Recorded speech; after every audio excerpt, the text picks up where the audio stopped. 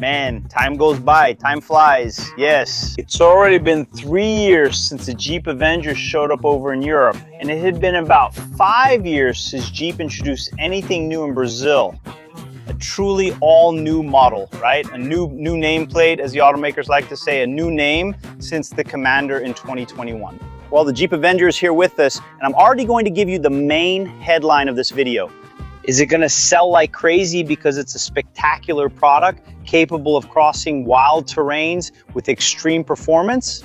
No, it only has 4x2 drive. It has the well-known 1.0 turbo mild hybrid engine that we've already seen in the Pulse.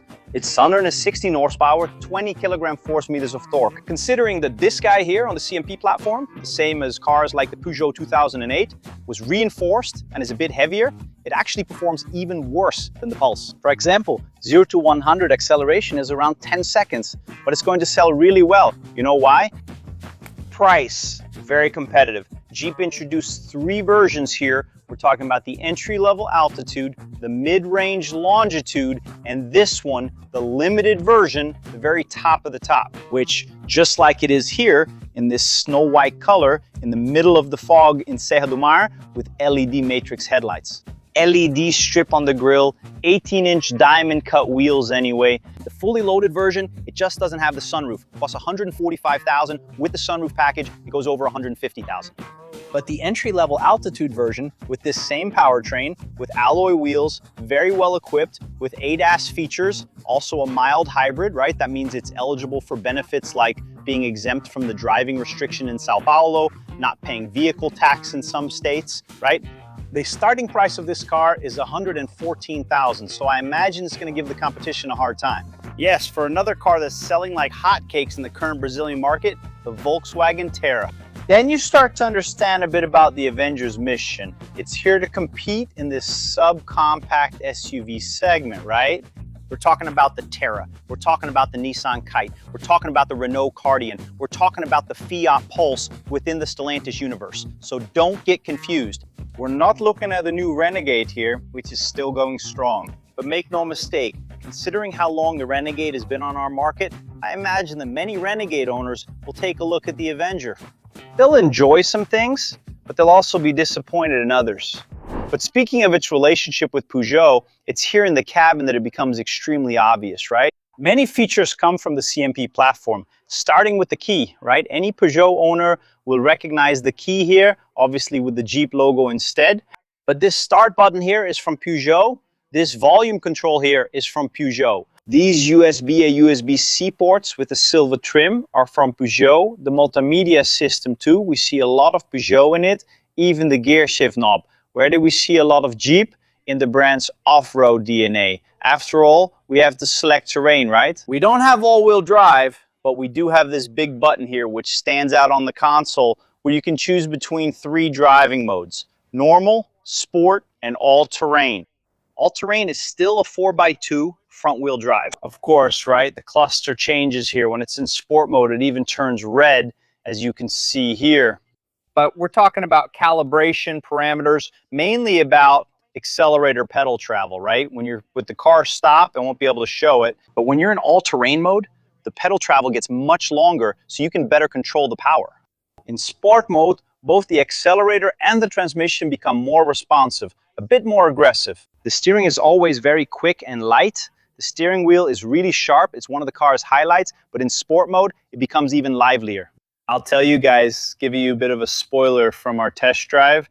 Sport mode is the everyday mode. Otherwise, the CVT is just too slow to respond. That's how you use the car on a daily basis, in sport mode. And then we see little of Jeep's premium pitch, right? There are several interior options for the car, right? We're in the top limited version, but it really stands out. You get leatherette with stitching here on the upper part of the doors, also wrapping around the whole dashboard here, this sort of bronze finish. The full screen cluster here even gives a more modern feel compared to the Renegade's cluster, even with its recent refresh, for example. We have pedals here as well, and we get that classic Jeep view, right? The square hood with the bulge, you know, giving that image of toughness anyway. Yeah, even though there are a lot of signs of Peugeot influence, you know, from the CMP platform, For the average consumer, when you sit here, look at the steering wheel, look outside the car, that feeling, of being in a car, just like the Renegade has too, with those very vertical windows. Yeah, it's a lot of Jeep DNA in the driving position here for sure. Where the Avenger might disappoint that guy who gets excited, for the guy who owns it, I have a cousin, for example, who's on his third one. Renegade, right? The Renegade has already been on the market for 12 years. So an all-new model with a new design might impress that Renegade owner. I'm warning you, Renegade owners. Yeah, the Renegade isn't exactly known for its rear seat space, and here in the Avenger, the situation is pretty limited as a family car, right? We're talking about a car that's only 4.08 meters long, right?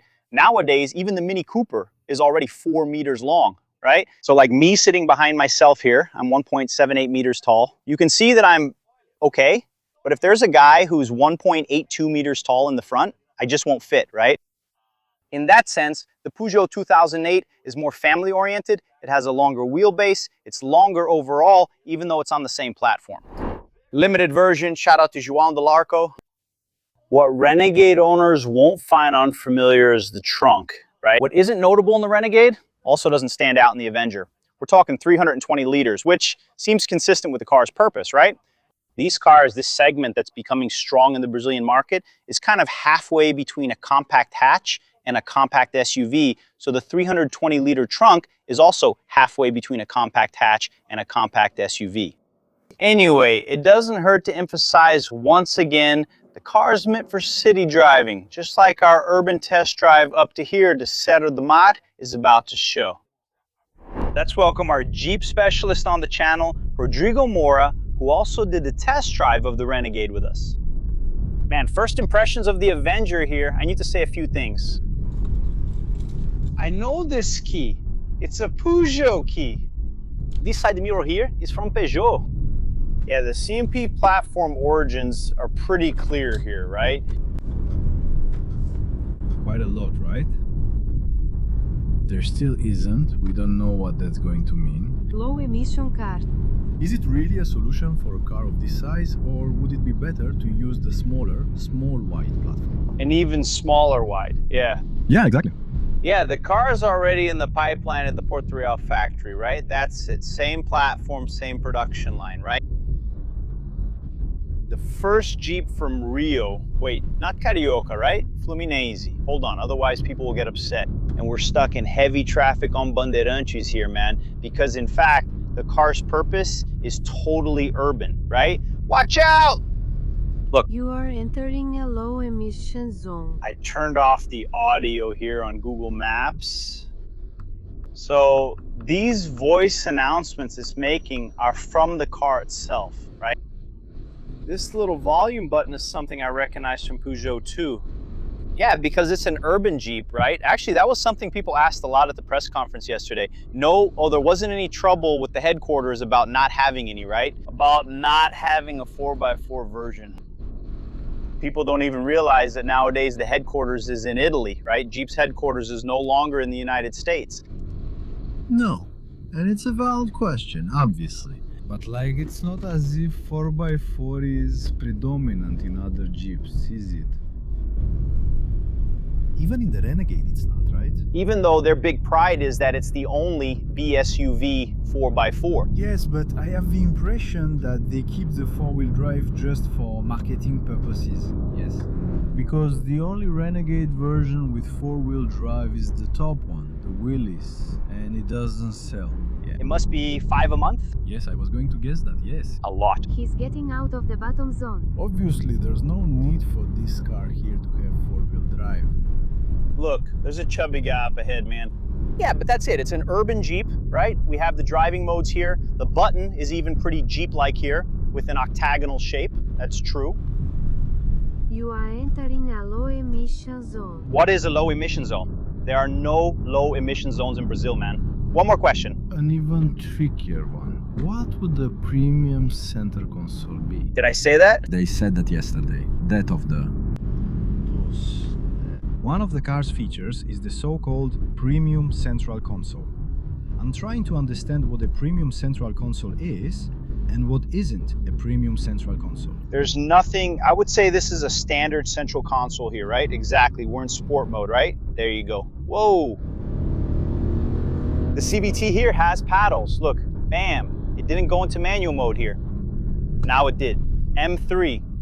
Interesting, it's not automatic. As soon as you step on it and use the paddle, it doesn't automatically go into manual mode. Yeah, but just a heads up, we have this really well-known powertrain here, right? From the Pulse mild hybrid. Who else has this now too? Peugeot's own cars. Right, exactly, the 2008 itself and so on. Yeah. I would say it has proper behavior, right? It goes from 0 to 100 in 10 seconds, right? Yeah, everything about this car, the more I dig into it, says, wow, it's an urban beast, right? Which, let's be honest, Jeep didn't have, right? Exactly. There was the Renegade, but the Renegade is barely a hybrid, let's say, right? Yes, you can take a long trip with it, no problem, off-road. This car is going to have some limitations. Right? I think you said a key word there. It's a much less of a car, right? When you look at everything it can do, it's much more limited than the Renegades, right? Yes, that is, it really could be, you know, the only car for a family. Here, because of space and performance, I really see the Avenger more as a second car, right? Yeah, people who bought the Renegade since 2015, the Renegade has always sold really well, right? In the last few years, that's when it dropped a bit, yeah, but it has always been a very strong seller. I try to imagine the following. People used to buy the Renegade exactly to fit it into urban use as well. Now there's the Jeep dedicated to that, right? Yes. We have a very interesting fuel consumption, right? In this mild hybrid setup from Stellantis, on the highway, it doesn't do much, right? It even gets in the way because it weighs a bit more. So the urban fuel consumption is almost 13 per liter and the highway consumption is almost 14, right? So the urban consumption is really good. The highway one doesn't stand out as much. Now, even in these first few stop and go stretches here in traffic, you can already feel a bit more structural solidity, that Jeep kind of thing. Let's do the following. We'll be back in a moment when we can stretch the Avenger's legs a little more here. Power. Look, we're in manual mode here. Third, fourth. Yeah, I'll tell you, Rodrigo Mora, the car gives you this feeling of solidity when driving. You can see that it had structural reinforcement compared to the 2008. However, nevertheless, but what does that mean? Weight, right? Yeah, I mean, of course, we're talking about very new cars. This one has only 900 kilometers on it. They're not fully broken in yet. But I'm finding our big Avenger here a bit less lively than other Stellantis products with this powertrain that I've already tried. Yes, and whoever owns a Renegade and instead of updating the Renegade decides to try the Avenger, they're going to feel a big difference, right? Yeah, because the Renegade is a solid model, right? The 1.3 is the best use of the 1.3 engine, now with 176 horsepower plus. The Renegade is its lightest and most compact application, right? It's like if someone unknowingly, right, won over by the design and how fresh it feels, decides to trade their Renegade, their 1.3 Renegade for an Avenger, they're gonna have an initial shock when it comes to performance. You have to go in knowing that it's a totally different feel, right? It's a car with a CVT transmission. The Renegade is automatic, more powerful, better steering, suspension. It's a car that doesn't differ much from the rest of the Jeep lineup, right? Yeah, let's play. I'm not saying that's necessarily a bad thing, it just stands out. Yeah, it's that old story, man. Know what you're doing, right? Where do I think Avenger can stand out? First, what's your prediction? Put on your Inaccio's fortune teller hat. How will the Avenger do in the market? I think it's gonna sell just as well as the Renegade did 11 years ago when it was launched. I think there's going to be an Avenger boom. I think it's Avengers. I think it's going to sell really well. 60,000 cars per year. I think it's going to be a phenomenon just like the Renegade was. And maybe later it will stabilize, but I think it's definitely going to be a car that's a sales success. Yeah, once it picks up speed, it goes well. You see here, even at 140, it's cruising speed, low noise level, right? You can see that the platform is really refined, right? It has more sound insulation, right? Compared to a Pulse with this CVT. You feel the CVT screaming less here. But you see how, for us, the CVT is a hindrance. Personally, I would never have a car with it either. But for the average consumer, that's not a problem. Look at the Cardi. The Cardi is a good product. It's the only one with a dual clutch transmission, and it's at the bottom of the ranking. The same applies to Boreal, right? Despite its dynamic appeal and dual clutch transmission, its sales didn't take off. So I think the fact that there's a Jeep for 115,000 AIs is very appealing. Yeah. It makes a lot of people's dream come true. Because that's exactly what happened with Renegade 11 years ago. I don't remember the price off the top of my head, but I think it was around 99,000. No, I'll tell you, I remember the price. No, 99,000 was for the first diesel 4x4. Yeah, the Renegade. And to be fair, right, with the Renegade, the first one, or with the Avenger, the first Renegade that arrived and sold a lot had the 1.8 e-torque engine, bad torque too, slow car, right? Exactly. So in 2015, the Renegade arrived with that outdated, slow powertrain, which made the car heavy. Gas guzzle. Yeah, gas guzzler. But it was a Jeep for 80,000-90,000 AIs depending on the configuration. Stop. It blew up. That's what's going to happen now with the Renegade, with the Avenger. Considering that, if you compare the Avenger, which is arriving now, and the Renegade, which arrived 11 years ago, this car is more interesting from a powertrain point of view. Even though we don't like CVTs that much, this setup here is superior to the Renegade setup from 11 years ago. And so, the tendency is to make an even better impression. Yes, I just depend on the... No. It's better than the 1.8. And there's the convenience, right, of being exempt from Sao Paulo's driving restriction, having exemption from IPVA, or discounts in several states. I think, putting on my market hat here, a car that's selling well, already selling more than 3,000 units a month, is the Yaris Cross. Yeah, and 40% of the Yaris Cross mix is hybrid, right? According to Datamora, yes. There was an article about that recently in Exam. Yeah, I think the guy who's going for the Yaris Cross is doing it because of the hybrid factor. Man, you can have the same benefits in a desirable premium brand in a car with a super modern design, infotainment system, instrument cluster, and much more interesting than the Yaris Cross. Less spacious, right? But with a much lower entry price, right? I think where Jeep got it right here was with the entry price, with how accessible the car is. And look, people have been talking about it, right? Stay tuned for more Avenger versions and powertrains. So I think maybe a non-hybrid Avenger priced at around 109,900 could be in the cards, and the fully electric one, right? This car was launched in Europe 3 years ago already, initially as a fully electric model. Exactly. A quick stretch of mountain road here. We're in all-terrain mode, right? It has steering and accelerated calibration modes for off-road as well. It doesn't have four-wheel drive. It's not a mode for driving on asphalt, right? Let's switch back to sport mode here.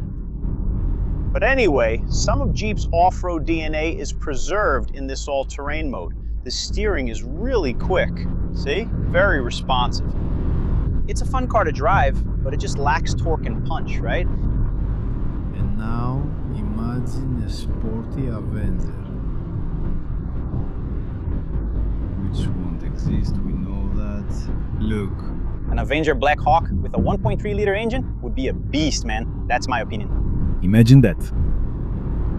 So I'm sending out positive mental vibes here for Stellantis to have this idea of the Avenger Black Hawk, and let's move on to our final conclusions.